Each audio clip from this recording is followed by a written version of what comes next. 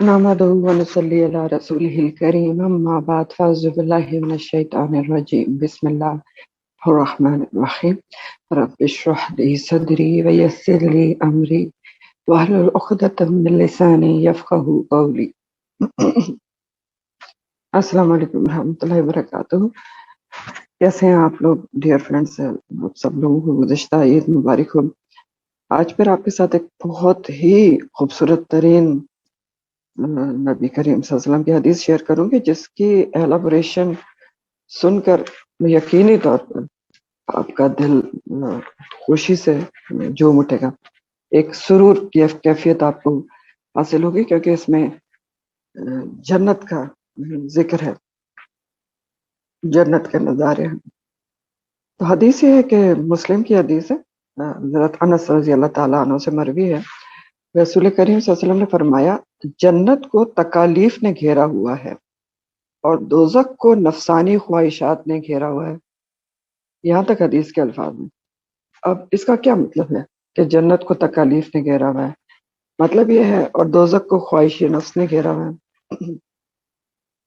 یعنی جنت کے راستے میں انسان کو آزمائشوں سے گزرنا ہی پڑے گا، جو کہ ہماری زندگی کا مقصد ہے، آزمائش. اور جس طرح انسان آزمائشوں سے گزرتا چلا گیا، اللہ کی خاطر تکلیف صبر سے برداشت کرتا چلا گیا، تو پھر وہ جنت کے راستے پہ چڑھ گیا اور پھر وہ جنت تک پہنچ جائے گا. تو جنت تکالیف سے ہی گھری ہوئی ہے، کیونکہ جنت بہت قیمتی ترین چیز ہے، اس کی قیمت بھی ظاہر ہے آپ کو اعلیٰ ہی دینی ہوتی. اور دوزخ کو نفسانی خواہشات نے گھیرا ہوا ہے. نفسانی خواہشات کیا ہوتی ہیں؟ دل کی خواہش، یعنی دل جو چاہتا ہے وہ کر گزرو. تو ایک مومن جو ہے نا، وہ جو دل جو چاہتا ہے کر گزرو وہ نہیں کر سکتا، کیونکہ دل تو پھر نادان ہے، وہ کچھ بھی چاہ سکتا ہے. یہ تو کافر کا طرز عمل ہوتا ہے کہ دل کے کہنے پہ چلتا رہتا ہے. مومن تو جنت کی خاطر، اللہ کی رضا کی خاطر اپنے دل کی خواہش کو پیچھے رکھتا ہے. آگے کیا رکھتا ہے؟ اللہ کے احکامات کو رکھتا ہے. اب اللہ کے حکم پر چلنے میں چاہے اس کو تکلیف اٹھانی پڑے، مشقت اٹھانی پڑے، آزمائش سے گزرنا پڑے، تو سب کچھ صبر سے برداشت کرتا ہے اور جنت کا حقدار بن جاتا ہے. تو جنت کے بارے میں آج ہم کچھ پڑھیں گے اسی حدیث کے حوالے سے. سب سے پہلے آپ دیکھیں جنت کے معنی کیا ہوتے ہیں. جنت کا جو ورڈ ہے نا، جنہ، اس کا روٹ جیم نون نون ہے، جن روٹ ہے اس کا. تو جن کے بارے میں بھی آپ جانتے ہیں، اس روٹ کا مطلب ہوتا ہے چھپی ہوئی چیز، چھپا ہوا. تو جن کو جن بھی اس لیے کہتے ہیں کہ وہ نظر نہیں آتا. تو جنت کے بھی لفظی معنی جو ہیں وہ ایسا باغ ہے جو لشکرین ہے، اور لمبے لمبے درخت ہیں، اور اتنی گرینری اور درخت ہیں کہ سورج کی روشنی جو ہے وہ نیچے نہ پہنچ سکے. تو چھپا ہوا ہے، اور اس طرح بھی چھپا ہوا ہے کہ کسی آنکھ نے اس کو دیکھا تو نہیں ہے. تو جنت، تو جب جنت میں انشاءاللہ داخل ہوں گے تبھی پتہ چلے گا کہ کیسی ہوتا کیا کہ جنت کا نام سنتے ہی جب ہم پڑھتے ہیں تو ایک زبردست باغ کا تصور ذہن میں آتا ہے، لیکن ہم اس کا تصور اصل میں کر ہی نہیں سکتے. کسی بھی دنیاوی باغ سے اس کو تشبیہ دی ہی نہیں جا سکتی، کیونکہ وہ کسی دنیاوی باغ سے ریزمبل کرتا ہی نہیں ہے. شرعی اصطلاح میں جنت کے کیا معنی ہوتے ہیں؟ یہ تو میں نے آپ کو لفظی معنی بتایا نا. شرعی اصطلاح میں جنت وہ جگہ ہے جو اللہ تعالیٰ نے اپنے متقین مومنین بندوں کے لیے تیار کی دی ہے، اور قرآن اور حدیث کے مطابق جہاں راحتیں ہی راحتیں اور نعمتیں ہی نعمتیں ہیں. سورہ آل عمران آیت نمبر 133 میں اللہ تعالیٰ فرماتے ہیں، وَسَارِعُوا إِلَى مَغْفِرَةٍ مِّن رَّبِّكُمْ وَجَنَّةٍ أَرْضُهَا السَّمَاوَاتُ وَالْأَرْضُ اُعِدَّتْ لِلْمُتَّقِينَ، اور دوڑو مغفرت کی طرف اپنے رب کی، اور اس کی جنت کی طرف دوڑو جس کا عرض زمین اور آسمان کے برابر ہے، اور جو تیار کی جا چکی متقین کے لیے. تو اس آیت سے ہمیں تین اہم باتیں پتہ چل گئی. جنت کوئی بہت ہی وسیع اور عریض جگہ ہے، اور کیا دوسری بات، تیار کی جا چکی ہے. ٹھیک ہے، اور کس کے لیے تیار کی جا چکی ہے؟ وہ عدت کا جو ورڈ آتا ہے نا، اس کا مطلب ہوتا ہے کہ چیز آلریڈی پریپیئرڈ ہے. کس کے لیے تیار کی جا چکی ہے؟ للمتقین، متقین تقوی والوں کے لیے، اللہ کا ڈر رکھنے والوں کے لیے. پھر جنت کی کوالیفیکیشن کے بارے میں آپ قرآن میں پڑھتے ہیں کہ جنت کا جہاں بھی ذکر آتا ہے تو ساتھ میں دو شرائط لازمی ہوتی ہیں. ان الذین آمنوا وعملوا الصالحات ان لہم جنات تجری من تحتها الانہار. تو کیا دو کوالیفیکیشن بتائی جاتی ہیں جنت میں داخلے کی جس کے نیچے نہریں بہ رہی ہیں؟ الذین آمنوا، وہ لوگ جو ایمان لائے، پوری ایمانیات پر ایمان لائے، صاحب ایمان ہونا ضروری ہے جنت میں داخلے کے لیے. اور پھر وہ عمل الصالحات، اور انہوں نے عمل صالح کیے. عمل صالح کیا ہوتا ہے؟ جو خالص اللہ کی رضا کے مطابق، اللہ کے حکم کے مطابق کیے جائیں، اور نبی کریم صلی اللہ علیہ وسلم کے طریقے پر ہم ریاکاری سے پاک ہوں، بدعات سے پاک ہوں. ٹھیک ہے، تو یہ دو کوالیفیکیشن ہمیشہ جنت کے ساتھ آپ پڑھتے ہیں جب بھی آپ جنت کا ذکر پڑھتے ہیں، والذین آمنوا وعملوا الصالحات. تو یہ دونوں کوالیفیکیشن ہونا ضروری ہے، لیکن پھر بھی جنت میں داخلہ اللہ کے فضل و رحمت سے ملے گا. اور جنت کو اللہ کی رحمت بھی کہا جاتا ہے. کیوں؟ کیونکہ جنت اتنی قیمتی، اتنی زبردست، اتنی جو کیا کہنا چاہیے بیش قیمت جگہ ہے کہ انسان کے اعمال تو اس کی قیمت ادا ہی نہیں کر سکتے. اللہ کا فضل اور کرم ہوگا تو جنت میں داخل ہوگا. لیکن بہرحال کوالیفائی کرنے کے لیے جنت کی کنسیڈریٹ اللہ تعالیٰ کرے، کنسیڈریشن کریں آپ کی جنت کے لیے، اس کے لیے دو چیزیں ضروری ہیں، ایمان اور عمل صالح.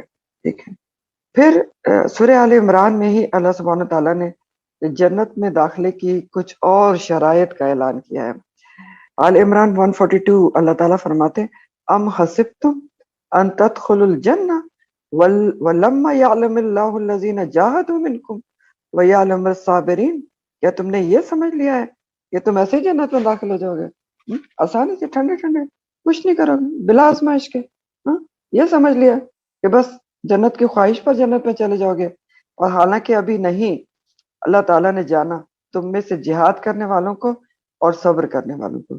یعنی اللہ تعالیٰ جانے گا دنیا میں، دیکھے گا کہ کون اللہ کی راہ میں جہاد کر رہے ہیں اور کون اللہ کی راہ میں صبر کر رہے ہیں. تو جاہدو کا جو لفظ ہے نا، جہاد، وہ عام طور پہ ہم سمجھتے ہیں کہ شاید وہ لڑائی ہوتی ہے، قتال ہوتی، نہیں. دیکھیں، ایک قتال ہوتا ہے اور ایک جہاد ہوتا ہے. قتال کے مطلب ہوتے ہیں میدان جنگ میں اللہ کی خاطر جنگ کرنا. جہاد کے لفظ کے معنی ہے، جوہد کے معنی ہوتے ہیں اٹموسٹ ایفرٹس کرنا اللہ کی راہ میں، اللہ کے راہ میں اٹموسٹ انتہائی جدوجہد کرنا. ٹھیک ہے، انتہائی جدوجہد. تو دنیا میں تو ہم آزمائش کے لیے ہیں، یہ تو ہمیں سب کو پتا ہے، قرآن کہتا ہے. اور اللہ تعالیٰ دیکھ رہے ہیں کہ کون کتنے نمبروں سے آزمائشی پرچہ جو ہے حل کر رہا ہے، پاس کر رہا ہے، کتنے صبر و شکر کا مظاہرہ کر رہا ہے اللہ کی راہ میں، اللہ کے دین کی سر بلندی کے لیے، دین کو پڑھنے پڑھانے کے لیے، پھیلانے کے لیے کیا کر رہا ہے، دین پر چلنے کے لیے، اللہ کے احکامات پر چلنے کے لیے کیا کچھ کر رہا ہے. تو یہ کہا اللہ تعالیٰ نے کہ یہ کیسے ہو سکتا ہے، میں دیکھوں گا ان لوگوں کو بھی جو اٹموسٹ ایفرٹس کر رہے ہیں منکم، تم میں سے، جاہدوا ویعلم الصابرین، اور صبر کرنے والوں کو اللہ کی راہ میں. اور یہی اس حدیث نے کہا جس سے میں نے آپ کے اس لیکچر کا آغاز کیا، نبی کریم صلی اللہ علیہ وسلم نے، کہ جنت تکلیفوں سے گری ہوئی ہے. تو اللہ تعالیٰ دیکھے گا نا کہ جنت کی راہ پہ چلتے ہوئے، اللہ کے احکامات پر چلتے ہوئے کون کون صبر کے ساتھ گزرتا چلا جاتا ہے، لیکن خواہش نفس پہ نہیں چلتا، اس پہ چلتا ہے جو اللہ کا حکم ہے.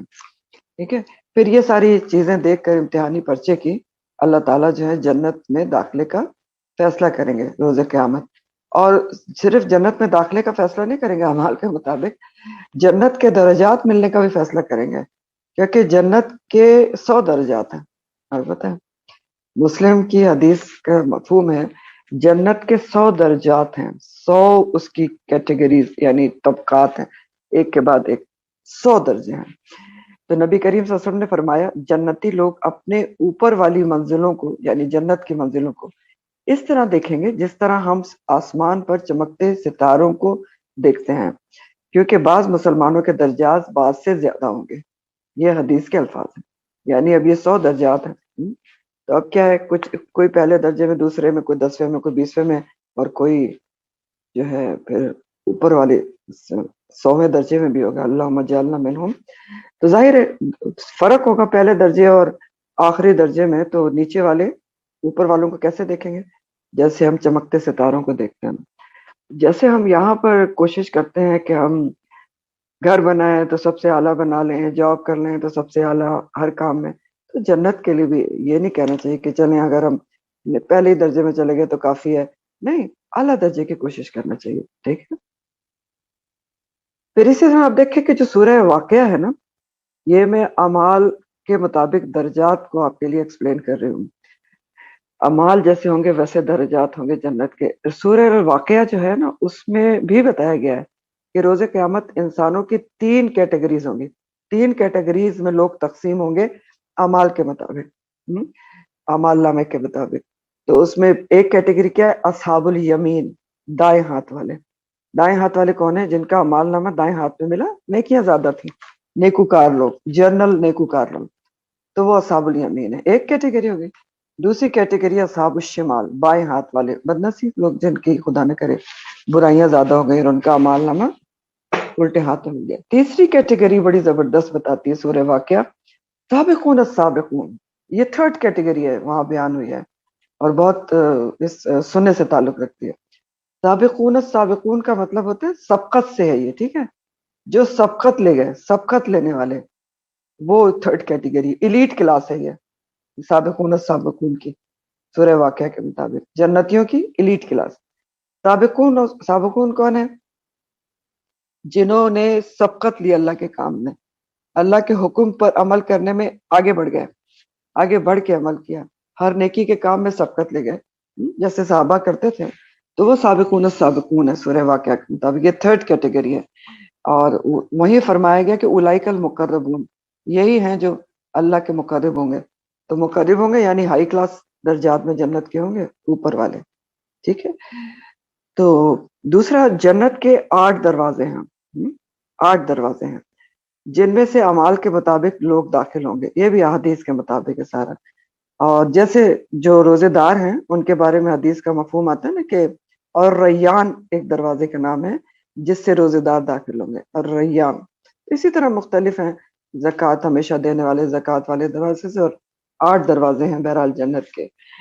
اور ایک حدیث کے مطابق، ترمذی کی حدیث ہے، حضرت ابوبکر صدیق رضی اللہ تعالیٰ عنہ کی یہ فضیلت ہے کہ ان کو تمام دروازوں سے پکارا جائے گا، تمام دروازوں سے، 8 دروازوں سے۔ اتنی انہوں نے کوئی نیکیاں کی ہیں کہ ان کو 8 دروازوں سے پکارا جائے گا، جس میں سے چاہے وہ جنت میں داخل ہو جائیں۔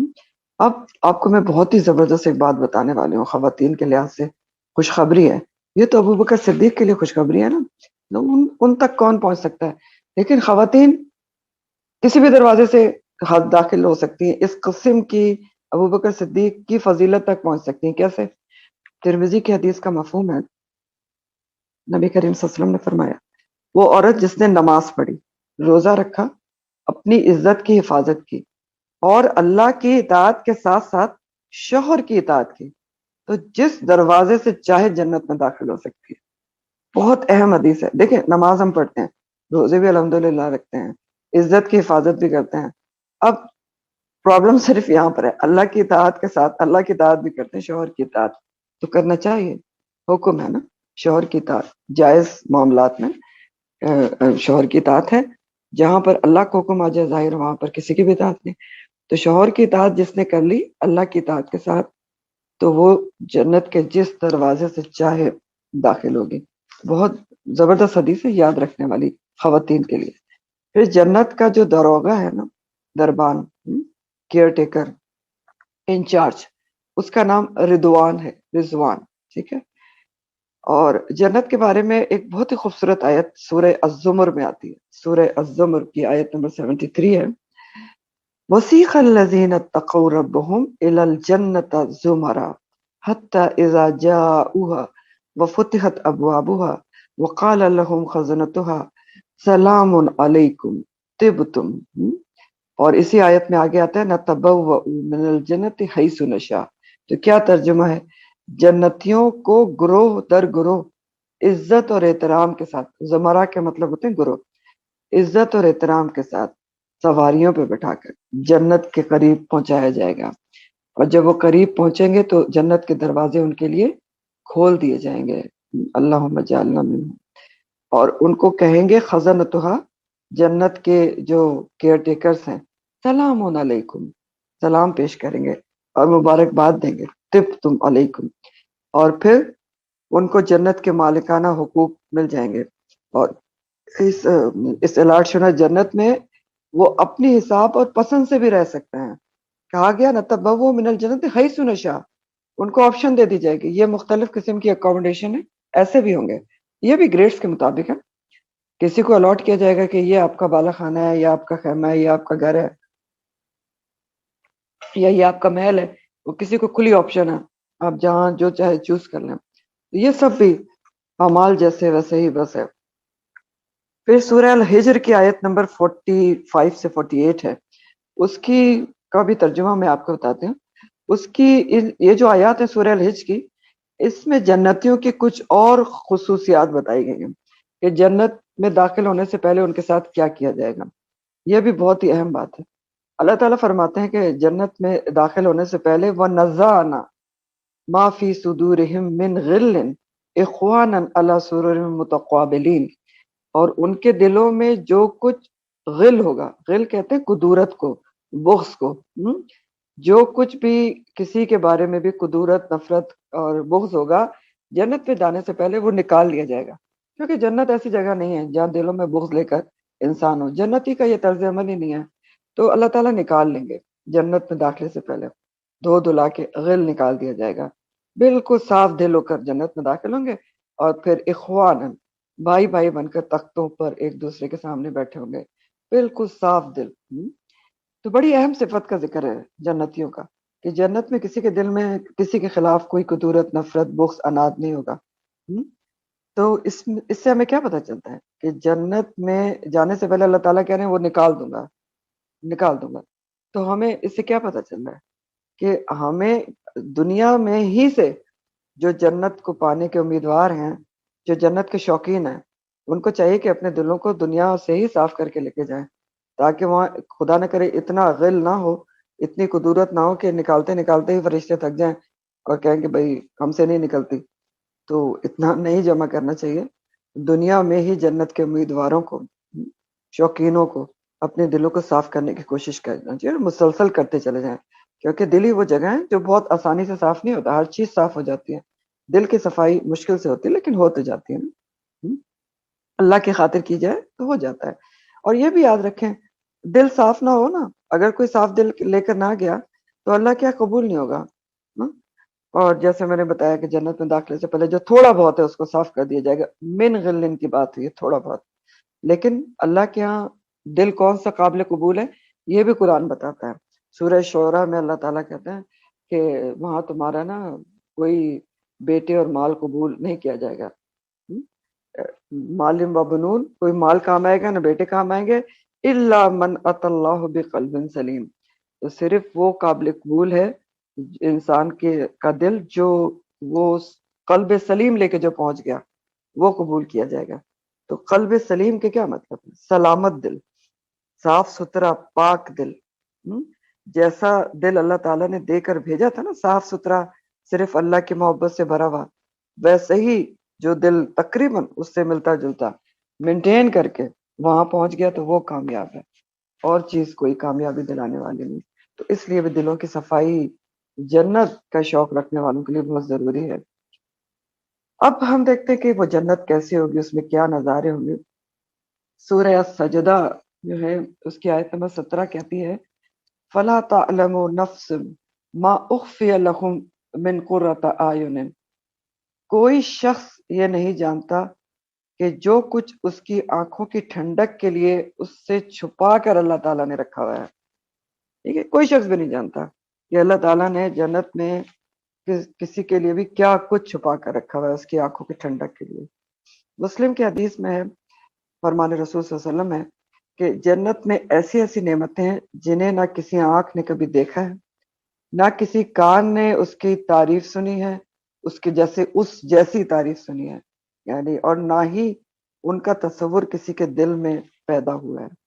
یعنی اللہ تعالیٰ نے جنت کا بیان کیا ہے قرآن میں، وہ میں آپ کو وہی بتا رہی ہوں سارا حدیث میں، لیکن وہ نعمتیں اور جنت ایسی ہے کہ ہم اس کا تصور یہاں نہیں کر سکتے، کیونکہ ہم نے تو دنیا کے باغ دیکھے نا، دنیا کی نعمتیں وہ تو کوئی بہت ہی اعلیٰ و عرفہ ہوں گے، تو اس لیے ہماری آنکھ ان کا پورا تصور پوری امیجنیشن نہیں کر سکتی. امیجنیشن میں لانا ضرور چاہیے کیونکہ تبھی تو موٹیویشن ہوتی ہے. لیکن بہرحال اللہ تعالیٰ نبی کریم صلی اللہ علیہ وسلم یہ کہہ رہے ہیں وہ تمہاری امیجنیشن سے بھی بڑھ کے جگہ ہے جس کا تم تصور ہی نہیں کر سکتے کہ وہاں پر کیا کیا ہے. مسلم کی حدیث میں آتا ہے جو شخص بھی جنت میں جائے گا اس کا قد آدم علیہ السلام کی طرح 60 ہاتھ کا ہوگا. 60 ہاتھ تقریباً 90 فیٹس بنتے ہیں. ٹھیک ہے. ترمذی کی حدیث میں آتا ہے جب اہل جنت جنت کی طرف جائیں گے تو ان کے جسم بالوں سے صاف ہوں گے سوائے سر کے بال کے. ٹھیک ہے. ان کے جسم گورے چٹے ہوں گے اور آنکھیں سرمگی ہوں گی اور ہر ایک جنتی کی عمر 33 ایئرس ہوگی 33 سال. یعنی سب ہم عمر ہوں گے. تو یہ بھی ایک بہت خوبی ہے نا. یعنی جو جنریشن گیپ ہے وہ جنت میں نہیں ہوگا. ہر کوئی ہم عمر ہوگا. پھر ترمذی کی ایک اور حدیث میں آتا ہے کہ جنت میں جانے والے پہلے گروہ کے چہرے جو پہلا گروہ داخل ہوگا سبقت لے جانے والے ان کے چہرے 14ویں کے چاند کی طرح چمکیں گے اور دوسرے گروہ کے چہرے آسمان پر چمکتے چمکدار خوبصورت ستاروں کے مانند دمک رہے ہوں گے. تو اب یہ بھی جو ایک کے 14ویں کے چاند کی طرح دوسرے ستاروں کی طرح یہ سب اکارڈنگ ٹو اعمال ہے. جس کے اعمال 14ویں کے چاند کی طرح ہوئے وہ 14ویں کے چاند کی طرح چمکے گا. جس کے اعمال ستارے کی طرح چمکے گا. پھر مسلم کی ایک اور حدیث کا مفہوم ہے. نبی کریم صلی اللہ علیہ وسلم نے فرمایا جنتی جنت میں کھائیں گے پیئیں گے لیکن نہ وہ اس میں رفع حاجت کریں گے نہ ناک صاف کریں گے نہ کوئی اور نجاست ہوگی. ان کا کھانا ایک خوشبودار مشک کی مس کی ڈکار کی شکل میں تحلیل ہو جائے گا. ایک بب کریں گے وہ جس کی خوشبو مشک کی ہوگی اور سب کچھ ڈائجسٹ ہو جائے گا. اور مزید نبی کریم صلی اللہ علیہ وآلہ وسلم نے فرمایا اور جنتی اللہ کی حمد اور تسبیح اس طرح کریں گے جس طرح سانس آتی جاتی ہے. یعنی ہر وقت جنتی جو ہے وہ اللہ کی حمد اور تسبیح کرتے رہیں گے. تو یہ بھی سیکھنے کی بات ہے. ہم یہیں سے ہی عادت ڈال لیں تاکہ جنتیوں والا شعار اپنا لیں تو جنت میں جانے کے مواقع بڑھ جائیں گے نا. کہ ہر وقت چلتے پھرتے زبان سے تو ہم تسبیح کر سکتے ہیں. ٹھیک. اور اس بارے میں آپ دیکھیں قرآن بھی بتاتا ہے کہ کیسے جنتی ہر وقت صرف اللہ کی حمد و ثنا کریں گے. سورہ یونس آیت نمبر 10 میں آتا ہے کہ دعواہم فیہا جنت کے بارے میں آتا ہے دعواہم فیہا سبحانک اللہم وتحیتہم فیہا سلام وآخر دعواہم ان الحمد للہ رب العالمین. پکار ان کی جنتیوں کی فیہا جنت میں کیا ہوگی سبحانک اللہم پاک ہے تو ہے اللہ. ٹھیک ہے. اور دعا ان کی ایک دوسرے کو کیا ہوگی جب ملیں گے تحیہ ان کا سلام سلامتی ہو ایک دوسرے کے اوپر بھیجیں گے. اور جب رخصت ہوں گے تو آخر و دعواہم آخری پکار کیا ہوگی الحمدللہ رب العالمین. ٹھیک ہے. اور اسی طرح آپ دیکھیں کہ سورہ واقعہ میں جنتیوں کی اس بات چیت کے بارے میں اور بھی کچھ بتایا گیا ہے. اس سے سورہ واقعہ میں آتا ہے کہ لا یسمعون فیہا لغوا ولا تأثیما الا قیلا سلاما سلاما. وہاں جنتی جو ہے کوئی بیہودہ بات نہیں سنیں گے. کوئی کرے گا ہی نہیں بیہودہ بات. مسئلہ یہ ہے کہ بیہودہ بات کرنے والے تو جنت میں جائیں گے ہی نہیں. ٹھیک ہے. اور جو تھوڑی بہت کی وہ نکال دی جائے گی. تو جنت میں تو بہرحال کوئی بیہودہ بات نہیں ہوگی ولا تأثیما نہ کوئی گناہ کی بات ہوگی سوائے الا قیلا سلاما سلاما. بس سلامتی کی باتیں کریں گے. یہ سب باتیں بھی سیکھنے کی ہیں. دنیا میں ان کی عادتیں ڈالنا چاہیے. مسلم کے حدیث کے مطابق جنتی کبھی بیمار نہیں ہوگا کبھی بوڑھا نہیں ہوگا اسے کبھی کوئی تکلیف نہیں ہوگی اور نہ ہی کبھی موت آئے گی. کیونکہ ایک اور حدیث میں آتا ہے نا کہ موت کو تو جب جنتی جنت میں اور دوزخ میں چلے جائیں گے تو جنت اور دوزخ کے بیچ میں فرشتہ موت کو ایک چتکبرے مینڈے کی شکل میں لا کے ذبح کر دے گا اور اعلان کر دے گا کہ اب موت کبھی بھی نہیں ہے. بس اب جو جنت میں وہ بھی ہمیشہ زندہ رہیں گے جو دوزخ میں وہ بھی ہمیشہ زندہ رہیں گے. پھر قرآن میں جنت کی نہروں کا بہت ذکر آتا ہے. جنات تجری من تحتها الانہار. جنتیں ہیں جن کے نیچے نہریں بہتی ہیں. تو نہروں کا حال احوال کیا ہوگا یہ سورہ محمد میں بتایا گیا ہے آیت نمبر 15 میں کہ متقین کے لیے جن جنتوں کا وعدہ کیا گیا ہے. یہ آیات کے ترجمہ میں آپ کو بتا رہی ہوں. جس جنت کا وعدہ کیا گیا اس میں صاف شفاف اور بدبو سے پاک پانی کی نہریں بہ رہی ہوں گی، نمبر 1۔ نمبر 2، اس میں دودھ کی نہریں ہوں گی جس کے ذائقے میں ذرہ برابر بھی فرق نہیں آئے گا، دودھ کی۔ اور نمبر 3، ایسے مشروب کی نہریں ہوں گی جو پینے والوں کے لیے لذیذ ہوگا، لذت للشاربین۔ اور نمبر 4، صاف و شفاف شہد کی نہریں بہ رہی ہوں گی، اصل مصفى، پانی کی، دودھ کی، مشروب کی، اور صاف و شفاف شہد کی، ٹھیک ہے۔ اور مزے کی بات یہ ہے کہ قرآن میں یہ بھی آتا ہے کہ جنتی جو ہیں ان مین نہریں بہ رہی ہوں گی نا، ان سے برانچز اور شاخیں نکال کر اپنے گھروں تک بھی لا سکیں گے۔ یہ تو بہت مزے کی بات ہے، ذرا سوچ کے دیکھیں، ویژوالائز کریں، نہریں بہ رہی ہیں، آپ کو جو چیز پسند ہے، آپ چاہتے ہیں آپ نہر جو شہد کی وہ آپ کے گھر کے سامنے تک آ جائے، آپ لا سکیں گے اس کو، دودھ کی آ جائے آپ لا سکیں گے۔ سورہ دہر میں یہ بات آتی ہے، سورہ دہر کی آیت ہے، اے نہیں یشربو بہا عباد اللہ، چشمے ہوں گے جس سے پیئیں گے اللہ کے خاص بندے، عباد اللہ، یفجرونہا تفجیرا، وہ پھاڑ کے اس میں سے شاخیں نکال سکتے ہوں گے، پھاڑ کر نکالنا، اپنے گھروں تک پھاڑ کر شاخیں لا سکیں گے۔ پھر ایک اور بہت ہی اسپیشل جنت کی نہر ہے جس کا ذکر ترمذی کی حدیث میں ہے، رسول کریم صلی اللہ علیہ وسلم نے فرمایا نہر کوثر ہے۔ تو نبی کریم صلی اللہ علیہ وسلم نے اس کے بارے میں فرمایا کہ کوثر جنت میں ایک نہر ہے جس کے دونوں کنارے سونے کے ہیں، اور اندرونی حصہ یعنی جہاں پر پانی بہ رہا ہوتا ہے وہ یاقوت اور موتیوں کا ہے، گارنٹ اور پرلز کا۔ اس کی مٹی کستوری سے زیادہ خوشبودار ہے، اس کا پانی شہد سے زیادہ شیریں ہے، اور برف سے زیادہ سفید اور شفاف ہے۔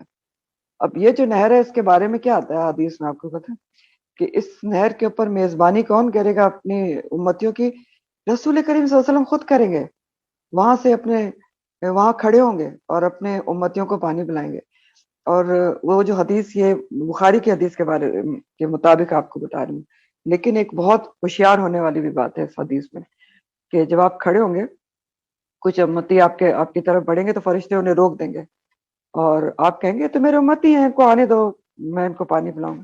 تو فرشتے کہیں گے کہ آپ کو نہیں پتا کہ آپ کے دنیا سے جانے کے بعد انہوں نے کتنی بدعات اختیار کر لی تھی، یعنی بدعتی کو وہاں سے ہٹا دیا جائے گا، جس نے خلاف سنت کام کیا، نئے کام ایجاد کر لیے دین کے اندر جن کی دین میں کوئی حقیقت نہیں تھی۔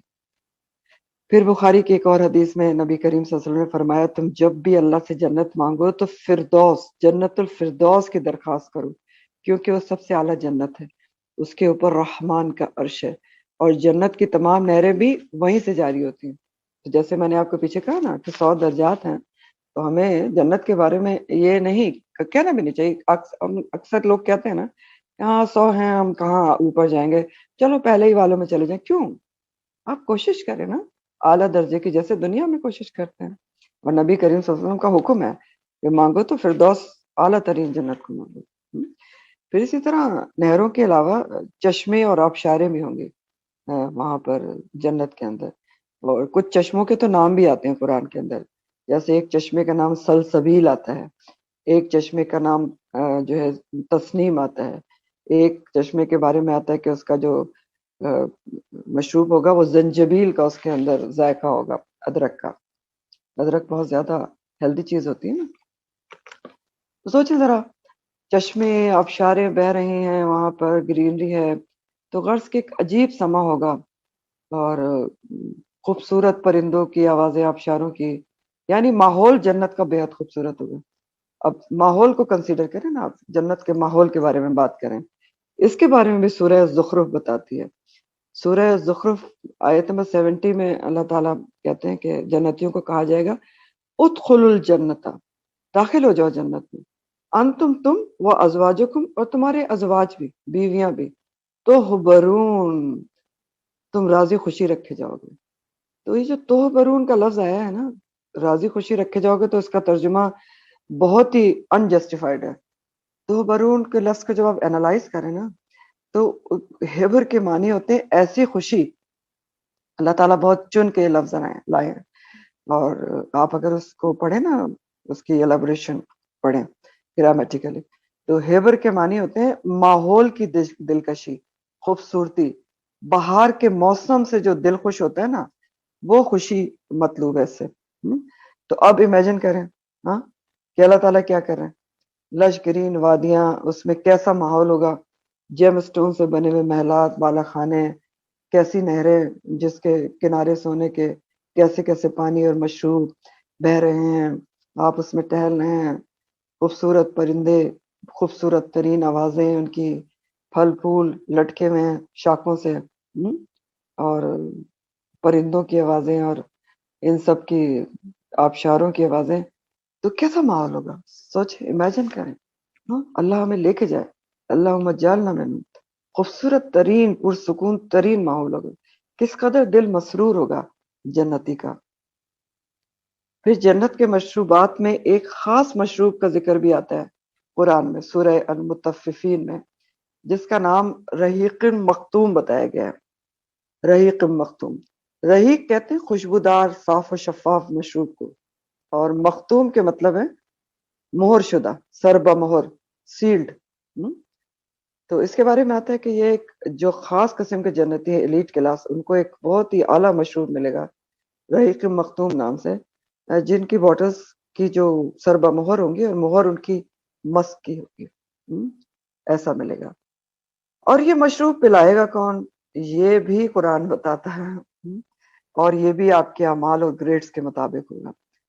ایک قرآن میں ذکر آتا ہے سورہ دہر میں، ولدان مخلدون کا، کمسن ایکٹیو غلام، جو سورہ دہر کہتی کہ وہ بکھرے ہوئے سچے موتیوں کی طرح ہوں گے. سورہ دہر کی آیت ہے، آیت نمبر 19 ہے، وَيَطُوفُ عَلَيْهِمْ وِلْدَانٌ مُخَلَّدُونَ اِذَا رَأَيْتُمْ حَسِبْتُهُمْ لُؤْلُؤًا مَنثُورًا. اور وہاں پر تمہارے آس پاس چکر لگا رہے ہوں گے کہ ولدان مخلدون، کم سن ایکٹیو، کم سن اس لیے کہ صاف ستھرے ایکٹیو غلام، اور تم ان کو دیکھو گے تو تمہیں وہ بکھرے ہوئے سچے موتیوں کی طرح لگیں گے. مطلب اتنے پیارے غلام صاف ستھرے ہوں گے. تو عام گریڈ کے جنتیوں کے لیے تو یہ سب کچھ ہوگا کہ ان کو ولدان مخلدون پیش کریں گے. تو جو اوپر کے گریڈ کے لوگ ہیں ان کو کون پلائے گا، ایلیٹ کلاس کو یہ مشروبات کون پلائے گا؟ بہت ہی خوبصورت ترین بات قرآن میں آتا ہے، وَسَقَاهُمْ رَبُّهُمْ شَرَابًا طَهُورًا. وَسَقَاهُمْ پلائے گا ان کو، رَبُّهُمْ ان کا رب پلائے گا ان کو، ایلیٹ کلاس کو، شرابًا طَهُورًا صاف ستھری مشروب. یہ عزت اور اکرام ہوگا اعلیٰ جنتیوں کا. تو کون سی جنت مانگنی چاہیے، کس کے لیے کوشش کرنی چاہیے؟ پھر جن برتنوں میں کھلایا پلایا جائے گا وہ بھی شیشے کے ہوں گے، چمکتے ہوئے اعلیٰ قسم کے شیشے کے، یہ بھی قرآن میں آتا ہے، اور سونے اور چاندی کے ہوں گے، نہایت نفیس اور نازک ہوں گے. اسی لیے دنیا میں سونے کے برتنوں میں کھانا منع ہے نا، کیونکہ جنت کی کوالٹی ہے نا، یہ آپ کو سونے کے برتنوں میں ملے گا. پھر جنت کے کھانے کیا ہوں گے؟ سب سے پہلے تو دیکھیں، انسان جو چاہے گا، جو سوچے گا، وہ اس کو مل جائے گا. ابھی سوچے گا تو مل جائے گا، کہنے کی بھی ضرورت نہیں ہوگی نا، ٹھیک ہے. لیکن پھر اس کے علاوہ بھی کچھ چیزوں کا ذکر ہے سورہ واقعہ میں ہے، جو ہائی کلاس جنتی ہے نا، ایلیٹ کلاس، ان کے ذکر میں آتا ہے کہ وَفَاكِهَةٌ مِّمَّا يَتَخَيَّرُونَ، ان کے لیے میوے اور پھل ہوں گے جس طرح کے وہ چاہیں گے، جو وہ پسند کریں گے، چاہے وہ جیسا بھی ہو ان کو پیش کر دیا جائے گا. وَلَحْمٍ طَيْرٍ مِّمَّا يَشْتَهُونَ، اور پرندوں کا گوشت ہوگا ان کے لیے جو وہ چاہیں گے. تو یہ اضافی دو چیزیں آئی ہیں اعلیٰ قسم کے جنتیوں کے لیے. پرندوں کا گوشت یہاں بھی ایکسپینسو ہوتا ہے نا، اور ایک اعلیٰ چیز سمجھی جاتی ہے. تو پھر اسی طرح مسلم کی ایک حدیث میں آتا ہے کہ ایک یہودی نے آپ صلی اللہ علیہ وسلم سے پوچھا کہ جنتی جب جنت میں داخل ہوں گے تو سب سے پہلے انہیں کیا ملے گا؟ تو آپ نے فرمایا کہ مچھلی کے جگر کا گوشت، یعنی جو وہ ہے، کیا کہتے ہیں آپ، لیور یا کلیجی، وہ اسٹارٹر کے طور پر ملے گا. پھر جنت کے پھلوں اور درختوں کا تو کیا ہی کہنا. درختوں کے بارے میں ترمذی کی حدیث میں آتا ہے کہ جنت کے درخت کے تنے سونے کے ہوں گے. نسائی کی حدیث کے مفہوم میں آتا ہے جنت کی کھجوروں کے تنے سب زمرد کے ہوں گے، ایمرلڈ کے، اور اس کی ٹہنیاں اور اس کی جڑیں سونے کی ہوں گی، اور جنتیوں کے لباس بھی اسی سے تیار کیے جائیں گے. یعنی اسی تنوں سے سونے کے تار بنا کے، ایمرلڈ کے داغے بنا کے اس سے جنتیوں کے لباس تیار کیے جائیں گے۔ اور حدیث کہتی ہے کہ جنت کے کھجوروں کا پھل مٹکے کے برابر ہوگا، جنت کی کھجوریں مٹکے کے برابر ہوں گی، جو دودھ سے زیادہ سفید، شہد سے زیادہ شیریں، مکھن سے زیادہ نرم ہوگی۔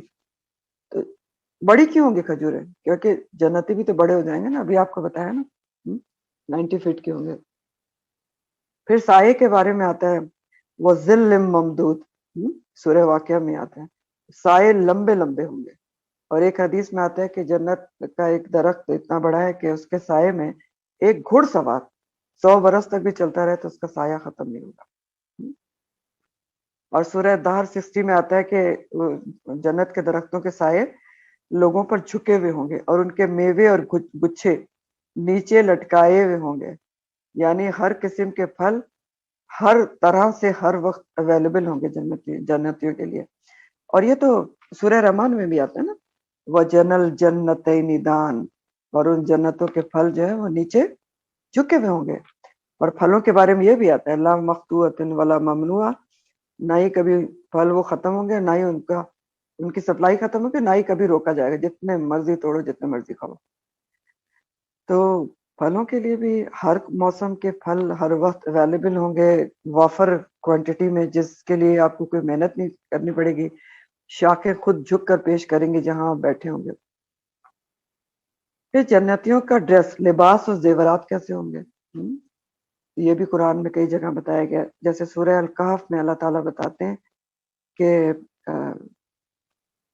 وَتَلْبِسُونَ ثِيَابًا، اور وہ پہنائے جائیں گے کپڑے، کیسے؟ خُضْرًا مِّن سُنْدُسٍ وَإِسْتَبْرَقٍ مُتَّكِئِينَ فِيهَا عَلَى الْأَرَائِكِ، سب دیبا اور ابرق، استبرق کے، دیبا سندس کہتے ہیں اعلیٰ قسم کی جو ہوتی ہے پیور سلک، سمجھ لیں آپ، باریک پیور سلک، اور استبرق موٹی پیور سلک کو کہتے ہیں۔ تو یہ سب کے ان کا لباس ہوگا۔ اور متقین فی علی الارائک، تکیے لگائے ہوئے بیٹھے ہوئے مسندوں کے اوپر۔ تو موٹے اور پتلے دونوں ریشم کے بنائے جائیں گے، جیسے ہم لائننگ کے لگاتے ہیں کہ بھائی پیور سلک ذرا باریک ہے، سی تھرو ہوگی تو آپ لائننگ لگا لیں، تو بالکل اسی طرح وہاں لائننگ والے کپڑے ہوں گے۔ اور ایک روایت کے مطابق جنتی کے ڈریس کی 70 لیئر ہوں گے اور بالکل ان کا کوئی وزن نہیں ہوگا، جیسے بادشاہوں اور ملکوں کے ڈریس ہوتے ہیں نا، آپ کو ملکاؤں کے آپ کو پتا ہے نا کیسے تہ دہ تر ہوتے ہیں، تو اس طرح کے ڈریس ہوں گے جنتیوں کے۔ اور زیوروں کے بارے میں آتا ہے سورہ کہف میں آتا ہے، اور جگہ بھی آتا ہے، یحلون فیہا من اساور من ذہب، ان کو پہنائے جائیں گے جنت میں سونے کے کنگن، سونے کے کنگن۔ اور حدیث مفہوم میں آتا ہے ترمذی کے کہ مومن کا زیور وہاں تک ہوگا جہاں تک وضو کے اعضاء جاتے ہیں۔ تو سوچیں وضو کے اعضاء کہاں تک ہوتے ہیں؟ کوہنیوں تک، ہاں آپ کے زیور ہوں گے، پورا شوق سب پورا ہو جائے گا، ٹخنوں اینکلز کورڈ ہوں گے آپ کے زیور سے، گلے میں آپ مسا کرتے ہیں گردن کا، تو سر کے اوپر بھی آپ مسا کرتے ہیں، تو جھومر اور پتہ نہیں ٹیکے سب کچھ۔ تو اس میں بھی سبق ہے کہ آپ دیکھیں یہاں زیور کی زیادہ ہیرس رکھنے کے بجائے، جمع کر کے رکھنے کے بجائے، زیور کو کم جمع کرنا، جو جمع ہے اس کی زکوٰۃ دینے پر توجہ دینا چاہیے، تاکہ وہاں دل کھول کر زیور پہن سکیں، جو ہمیشہ کی زندگی، جو وہاں ہمیشہ کی زندگی۔ پھر جنت کی اکاموڈیشن کیسی ہوگی؟ رہائش وہ بھی درجات اور اعمال کے مطابق ہوگی، کہیں خیمے ہوں گے تو کہیں محلات ہوں گے اور کہیں بالا خانے غرفات ہوں گے۔ سورہ الفرقان کی آیت نمبر 75 ہے، جہاں پر وہ آتی نا دعا ربنا ہب لنا من ازواجنا وذریاتنا، اس کے فوراً بعد یہ آیت آتی ہے کہ اولئک یجزون الغرفۃ بما صبروا، یہی وہ لوگ ہیں جن کو جزا میں غرفات دیے جائیں گے بوجہ اس کے کہ انہیں صبر کیا۔ تو غرفہ کس کو کہتے ہیں؟ بلند و بالا بالا خانے کو، ملٹی سٹوری بلڈنگ ملیں گے ان کو، اس کو غرفہ کہتے ہیں۔ اور ایک روایت کے مطابق نبی کریم صلی اللہ علیہ وسلم جب حج کے موقع پر گئے تھے، معراج کے موقع پر گئے تھے آسمانوں پر، تو ان کو جنت میں ایک سچے موتیوں کا محل دکھایا گیا تھا۔ تو آپ اس کی طرف بڑھنے لگے کہ اندر جا کے دیکھیں، تو آپ کو بتایا گیا کہ یہ آپ کے صحابی عمر بن خطاب رضی اللہ تعالیٰ عنہ کا ہے۔ تو نبی کریم صلی اللہ علیہ وسلم جب معراج سے واپس آئے تو انہوں نے عمر بن خطاب کو یہ بتایا کہ میں نے تمہارا محل دیکھا اور اس کے بعد آزار مذاق فرمایا عمر میں تیرے غصے سے ڈر گیا اس لیے اندر نہیں گیا. تو موتیوں کے محل بھی ہیں، جیسے آپ کو پتا ہے کہ حضرت خدیجہ کے لیے بھی حدیث میں موتیوں کے محل کی بشارت آتی ہے، اور کسی کو بھی مل سکتا ہے موتیوں کا محل اگر اس کے اعمال موتیوں کی طرح، سچے موتی کی طرح سچے اعمال ہوں تو اس کو مل سکتا ہے نا موتیوں کا محل. تو کہیں غرفات ہیں اور کہیں محلات ہیں. اور جیسے مسلم کی حدیث کا مفہوم جو آپ نے تفسیر میں پڑھا تھا کہ جو حق پر ہوتے ہوئے بھی جھگڑا چھوڑ دے تو اس کے لیے جنت کے وسط میں محل بنایا جائے گا، تو محل ہی بنایا جائے گا نا. تو ایک اور حدیث کے مفہوم میں آتا ہے نسائی کی کہ جنت کے محلات سونے چاندی کی اینٹوں سے بنے ہوئے ہوں گے جس میں موتی اور یاقوت گارنٹ لگے ہوئے ہوں گے اور مشک کی سیمنٹ سے وہ جوڑے جائیں گے. ٹھیک. اور حضرت آسیہ کے بارے میں بھی آتے ہیں کیونکہ وہ دعا یہ کرتی تھیں رب ابن لی عندک بیتا فی الجنہ، کہ میرے لیے ایک گھر بنا دے اپنے جنت میں، تو ان کے لیے بھی محل ہے جنت میں. پھر مسلم کی ایک حدیث کا مفہوم ہے، نبی کریم صلی اللہ علیہ وسلم نے فرمایا موتیوں کا ایک خیمہ ہوگا جس کی لمبائی 60 میل ہے، موتیوں کا، پرلز کا، اور اس کے ہر کونے میں مومن کے اہل خانہ ہوں گے. تو موتی کا خیمہ ہوگا جس کی لمبائی 60 میل ہوگی، تو یہ بھی ایک اکاموڈیشن ہے. تو پھر نسائی کی ایک حدیث میں آتا ہے کہ جو اللہ کی رضا کے لیے ایک دوسرے سے محبت کرتے ہیں ان کے لیے یاقوت کا محل ہے. تو محل تو کسی کو بھی مل سکتا ہے، کوشش کی اور قربانیوں کی تکلیف اٹھانے کی ضرورت ہے. پھر کچھ یہ جو ہے جنتی فرنیچر کے بارے میں بات کر لیتے ہیں. فرنیچر کیسا ہوگا؟ تو اس کے بارے میں بھی سورہ واقعہ میں آتا ہے جو ایلیٹ کلاس ہے اس کے لیے، اولئک المقربون کے لیے، کہ اللہ سرر موضونہ، وہ بیٹھے ہوئے ہوں گے ایسے تختوں کے اوپر. سرر جو ہے وہ تخت کو کہتے ہیں، موضونہ کہتے ہیں ایسے تخت کو، ایسی مسند کو جس کو سونے چاندی لال اور یاقوت کے تاروں سے بنایا جائے، سونے چاندی کے تاروں سے بنایا جائے اور اس میں روبی اور گارنٹ جڑے ہوئے ہوں، تو اس کو موزونہ کہتے ہیں. تو ایسے تختوں پر بیٹھے ہوں گے، اب آپ سوچیں اعلیٰ قسم کے جنتی آمنے سامنے بیٹھے ہوں گے تکیے لگائے ہوئے. سورہ رحمان میں بتایا گیا کہ متقین علی رفرف خضر و عبقری حسان، کہ جنتی سبز قالینوں اور نفیس مسندوں پر تکیہ لگائے ہوئے بیٹھے ہوں گے. سبز قالینوں، نفیس مسندوں پر.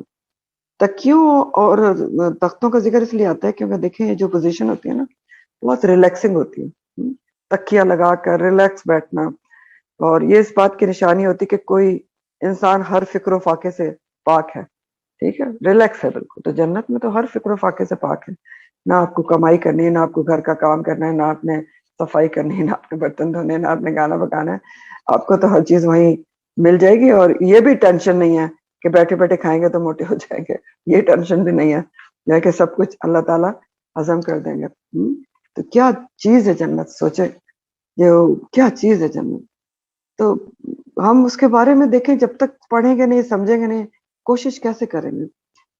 بہرحال جنت کی جو بھی نعمتیں ہیں نا، جنت کی جو بھی درجات اور کیٹیگریز ہیں، وہ بھی سب انسان کی نیکی اور تقوی کے درجات کے مطابق ہیں، اس کے لحاظ سے ہیں.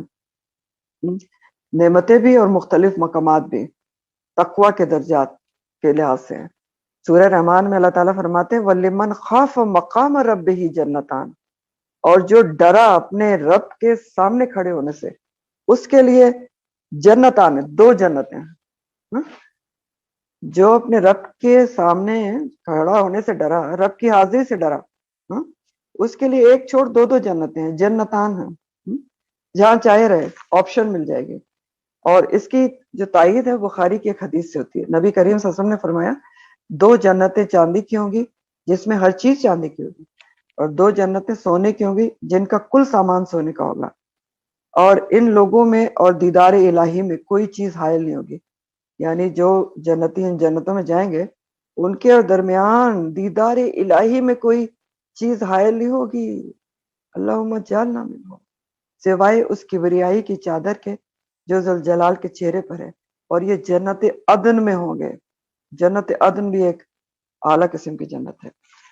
تو پہلے تو سورہ رحمان میں یہ فرمایا گیا نا کہ وَلِمَنْ خَافَ مَقَامَ رَبِّهِ جَنَّتان، جو رب کے سامنے کھڑے ہونے سے ڈرا، ظاہر ہے جو رب کے سامنے کھڑے ہونے سے ڈرتا ہے وہ کیسے عمل کرے گا، تو اس کے لیے 2 جنتیں ہیں، جس کا میں نے آپ کو بتا دیا۔ پھر آگے سورہ رحمان میں بتایا گیا کہ من دونہما جنتان، ان 2 جنتوں کے علاوہ بھی 2 اور جنتیں ہیں، اور بھی ہیں 2۔ تو پہلی 2 جنتیں جس کا بتایا گیا وہ تو اعلیٰ درجے کے لوگوں کے لیے سابقون سابقون، کیونکہ اعمال بھی ان کے سونے چاندی کی طرح کے ہیں، تو ان کے لیے سونے اور چاندی کی جنتیں بھی ہیں، ٹھیک ہے۔ اور مزید پھر جو کم درجے کے نیک لوگ ہیں نا، اصحاب الیمین، یعنی عام کیٹیگری ہے جنت اس کی نیکوکاروں کی، ایلیٹ کلاس نہیں ہے، ان کے لیے جو ہے وہ یہ 2 جنتیں جو بتائی گئی وہ ہیں من دونہما جنتان، ان کے لیے بھی جنتیں ہیں۔ بہرحال جنتیں تو سب کے لیے ہیں، ٹھیک ہے، اس کی نعمتیں بھی ہیں۔ اور ایک ادنا درجے کے جنتی کے لیے بھی ایک حدیث کے مفہوم میں آتا ہے کہ اس کے لیے 80,000 خادم ہوں گے، ٹھیک ہے۔ پھر خواتین کے لیے سب سے اہم بات کہ جنت کی عورت کیسے ہوگی، کیا کہتا ہے قرآن، جنت کی عورت کیسے ہوگی۔ سورہ واقعی بتاتی ہے کہ اصحاب الیمین جو نارمل نیکوکار ہیں، دائیں ہاتھ والے، ان کے لیے ان کی بیویوں کو نئے سرے سے بنا سنوار دیا جائے گا، کنواری، ہم عمر، خوش اخلاق، خوبصورت، شوہر کی پیاریاں بنا دیا جائے گا، عربن اترابا بنا دیا جائے گا۔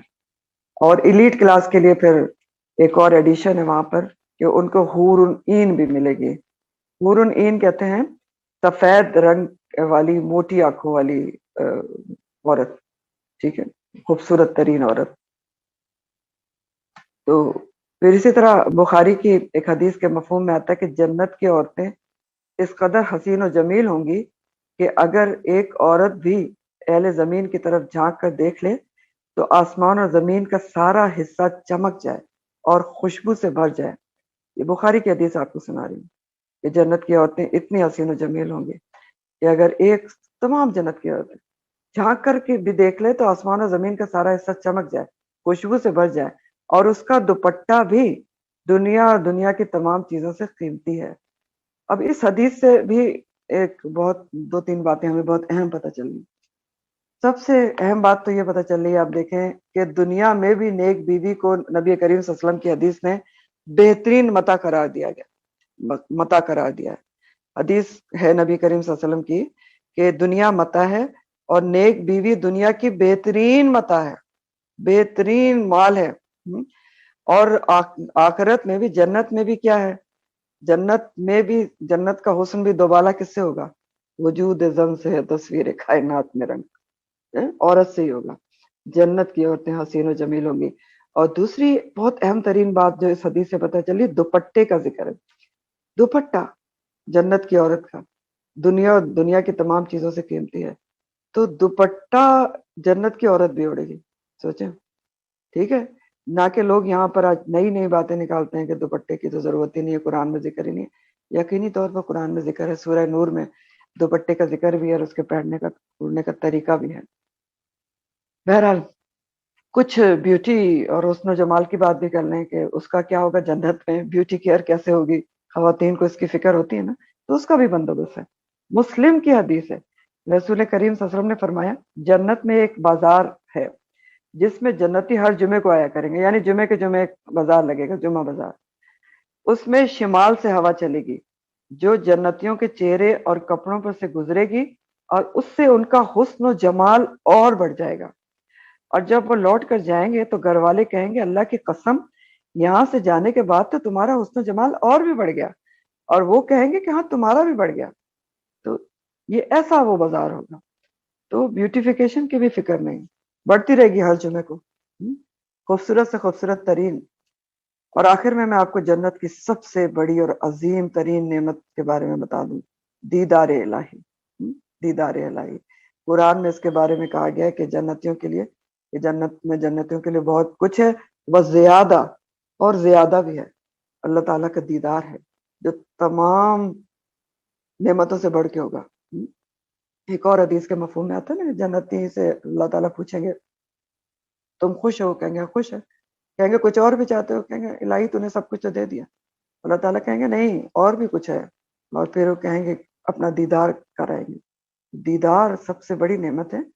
عام جنتی کو جمعے کے جمعے یہ شرف حاصل ہوگا روایات کے مطابق اللہ کا دیدار، جبکہ اعلیٰ درجے والے ہر روز صبح اور شام دیدار کریں گے. اللہم جعلنا منہم. اللہ تعالیٰ کے ساتھ اعلیٰ قسم کی جنتیوں کی بیٹھک ہوگی، ان کی سٹنگز ہوں گی اللہ تعالیٰ کے ساتھ، ضیافت ہوگی اللہ تعالیٰ کے پاس، اور پتہ نہیں اس میں کیا کچھ ہوگا. اور یہ بات بھی جو ہے سورہ القمر میں آتی ہے، ان المتقین فی جنات و نہر فی مقعد صدق عند ملیک مقتدر. بے شک متقین جنتوں اور نہروں میں ہوں گے، اور وہ کہاں پر بیٹھیں گے؟ وہ بیٹھیں گے سچی جگہ پہ، عند ملیک مقتدر، عزت والے بادشاہ کے پاس، سچی اور عزت والی بیٹھک میں ہوں گے. تو اللہ تعالیٰ ہمیں لے کے جائے. زبردست بیٹھک ہوگی جہاں اعلیٰ درجے کے متقین عند ملیک مقتدر کے بیٹھیں گے. اور سب سے خوبصورت ترین نقشہ آخر میں اللہ تعالیٰ نے جنت میں سورہ دہر میں کھینچا ہے. سورہ دہر کی آیت نمبر 20 میں فرمایا وَإِذَا رَأَيْتَ ثُمَّ رَأَيْتَ نَعِيمًا وَمُلْكًا كَبِيرًا. جب تم دیکھو گے جنت کی طرف، ثم پھر تم دیکھو گے، بار بار نظر ڈالو گے جنت کی طرف، تو تم کیا دیکھو گے؟ نعیمن سوری نعمتیں ہی نعمتیں نظر آئیں گی. وہ ملکن کبیرہ، اور ایک بہت ہی کبیر بادشاہت کا منظر تمہیں نظر آئے گا. عظیم بادشاہت کا منظر نظر آئے گا تمہیں جتنی دفعہ نظر ڈالو گے. زبردست ایک مملکت اور بادشاہت. تو یہ تو مختصراً احوال ہے، ہم تو اس کے بارے میں تصور بھی نہیں کر سکتے. ہمارے لیے سوچنے کی بات صرف یہ ہے کہ قرآن میں اللہ تعالیٰ نے جنت کی اتنی تفصیلات کیوں بیان کی ہیں، اتنی ڈیٹیلز احادیث نے کیوں بتائی ہیں؟ اس لیے بتائیے کہ جب ہم کو پتہ ہی نہیں ہوگا کہ جنت کیسی ہے تو ہم اس کے لیے کوشش کیسے کریں گے؟ جب ہم اس کا تصور ہی نہیں باندھیں گے تو کوشش کیسے کریں گے؟ تو یہ اللہ کا احسان ہے کہ اللہ تعالیٰ نے اتنی ڈیٹیلز بتائی ہیں تاکہ ہم ایسی جنت میں ہمیشہ کی زندگی کے گزارنے کے لیے کوشش کریں، محنت کریں، موٹیویٹڈ رہیں، اور ہر وہ کام کریں جو اللہ تعالیٰ کو پسند ہے. ہر کام کرنے سے پہلے سوچیں کہ اس کام سے اللہ راضی ہوگا، یہ جنت کے راستے کی طرف لے کے جاتی ہے یا نہیں. پچھلا جو میرا لیکچر تھا اس میں روڈ ٹو جنہ میں نے آپ کو جنت میں لے جانے والے اعمال بتائے تھے نا، تو بس اس کو دوبارہ سے یاد کر لیں اور ڈھونڈ ڈھونڈ کر وہ عمل کرنا چاہیے جو جنت کے راستے پہ چڑھا دیں. تو اللہ تعالیٰ ہم سب کو ایسی جنت میں لے کر جائے. وآخر دعوانا الحمدللہ رب العالمین. سبحانک اللہم وبحمدک نشہد ان لا الہ الا انت نستغفرک ونتوب الیک. سبحان ربک رب العزۃ عما یصفون وسلام علی المرسلین والحمد للہ رب العالمین. ربنا تقبل منا انک انت السمیع العلیم، تب علینا انک انت التواب